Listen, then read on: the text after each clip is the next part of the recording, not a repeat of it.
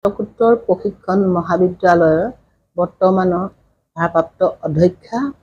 এই মহাবিদ্যালয় 1957 চনত প্ৰতিষ্ঠা কৰা হৈছিল।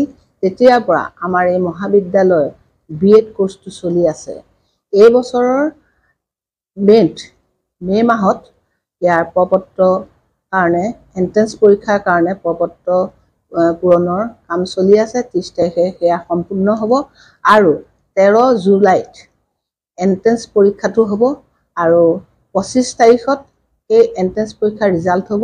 তাৰ পিছত আপোনালোকে এই মহাবিদ্যালয় আৰু অসমৰ বিভিন্ন ডিব্ৰুগড় ইউনিভাৰ্চিটিৰ আণ্ডাৰত থকা মহাবিদ্যালয়সমূহত নামভৰ্তি কৰিব পাৰিব।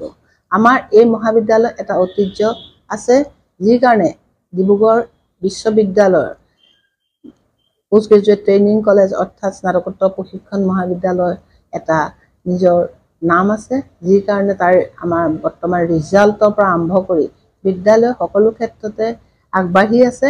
মই আপোনালোকক অনুৰোধ কৰোঁ, যদি ইচ্ছা কৰে যিখিনি ফ্ৰেছ কেণ্ডিডেট তেওঁলোকে এণ্ট্ৰেন্স দিয়াৰ পিছত আমাৰ মহাবিদ্যালয়ৰ প্ৰপত্ৰ পূৰণ কৰিব পাৰিব। তাৰোপৰি আমাৰ মহাবিদ্যালয়ত গভৰ্ণমেণ্টৰ পৰা কিছুমান শিক্ষকৰ নাম আহে, যিহেতু এখন ডেপুটেড টিচাৰ কলেজ, তাৰ পৰাও আহিব আৰু সেইখিনিৰ উপৰিও যিখিনি আমাৰ চিট বাকী থাকিব সেইখিনি আমাৰ ফ্ৰেছ কেণ্ডিডেটে এই মহাবিদ্যালয়ত নামভৰ্তি কৰিব পাৰিব। সেই সময়ত আমাৰ মহাবিদ্যালয়ৰ লগত যোগাযোগ কৰিব পাৰিব। মহাবিদ্যালয় 1957 চনত প্ৰতিষ্ঠা কৰাৰ দিনৰ পৰা প্ৰথম অধ্যক্ষা আছিলে প্ৰয়াত ইঞ্জিনিয়াৰ। তাৰপিছৰ পৰা এই মহাবিদ্যালয়ক্ৰমে বিভিন্নজন শিক্ষাবিদে এই মহাবিদ্যালয়ৰ বুনিয়াদ ৰচনা কৰিছে। আশা কৰোঁ আপোনালোকে এই মহাবিদ্যালয়ত পঢ়িলে বিভিন্ন ক্ষেত্ৰত আপোনালোকে যথেষ্ট সা সুবিধা পাব আৰু এটা ভাল ৰিজাল্ট লৈ ওলাই যাব পাৰিব আৰু আপোনালোকে সমাজৰ যিখিনি ছাত্ৰ ছাত্ৰীক তেওঁলোকক আপোনালোকে পোহৰৰ বাট দেখুৱাবলৈ এটা সুবিধা লাভ কৰিব।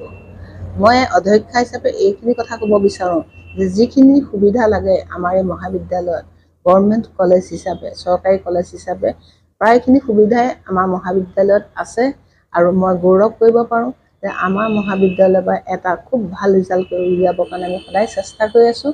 ময়ে নহয়, মোৰ সহকৰ্মীসকলেও এই ক্ষেত্ৰত যথেষ্ট। যোৰহাট তথা অসমবাসীৰ বাবে সুখবৰ। উজনি অসমৰ লগতে যোৰহাটৰ শিশু, যুৱক যুৱতী, মহিলাসকলৰ বাবে এয়া সুখবৰ। যোৰহাটত মুকলি হ'ল লেকমি চেলুন।